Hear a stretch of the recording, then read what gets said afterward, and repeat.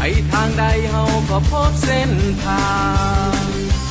โอ้เส้นทางอันแสนยาวไกลแต่เส้นทางสว่างไสวพวกเขาสู่ใจพวกเขาก้าวไปตามเส้นทางโอ้ชีวิตของนักหัวทางแดดหรือฝนเฮาทนไปค่ำหรือคืนเฮายืนอยู่ทางทุกข์หรือสุขบ่ห่างไกลทางเพราะเส้นทางนั้นคือความหวังเพราะเส้นทางคือสายเลือดลางโอ้ถึงจะจากไปไกลแต่จิตใจยังห่วงหาน้องนานแต่เส้นทางยังบ่ทันแล้วขอน้องแก้วจงได้อดใจจงอดใจคอยอ้ายกลับมา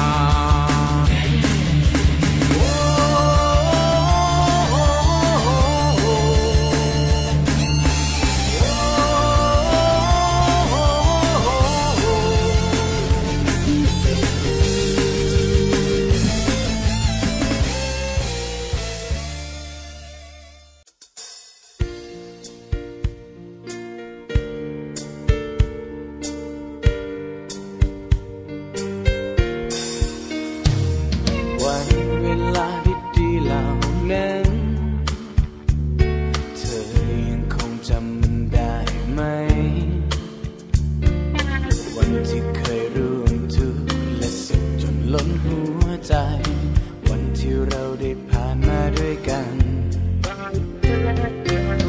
แต่ว่าเวลาที่ผ่านพ้นไปอาจจะทำให้ใจของใครลืมสิ่งนั้นอยากจะมีเพลงหนึ่งถ่ายทอดเรื่องราวเป็นพันๆให้เธอรู้ให้ทุกๆครั้งที่ได้ฟังเพลงนี้ก็ขอให้รู้ที่แห่งนี้นั้นยังมีรักอยู่เคยเป็นยังไงในตอนนี้ขอให้รู้ว่าฉันไม่มีเปลี่ยนไปและทุกๆครั้งที่ได้ฟังเพลงนี้ก็ขอให้รู้ที่ตรงนี้ไม่ว่าจะนานเท่าไรเราจะมีกันและกันเป็นหนึ่งในดวงใจตลอดไปก็เพราะหัวใจเราผูกกันวันที่เราไม่เคยย่อท้อวันที่เราต่างมีความฝันและทำทุกๆสิ่งด้วยหัวใจเดียวกันเธอยังคงจำมันได้ใช่ไหมแม้ว่าเวลาจะผ่านพ้นไปอาจจะทำให้ใจของใครลืมสิ่งนี้อยากจะมีเพลงหนึ่งบอกเรื่องราวที่ดีๆเตือนให้รู้ให้ทุกๆครั้งที่ได้ฟังเพลงนี้ก็ขอให้รู้ที่แห่งนี้นั้นยังมีรักอยู่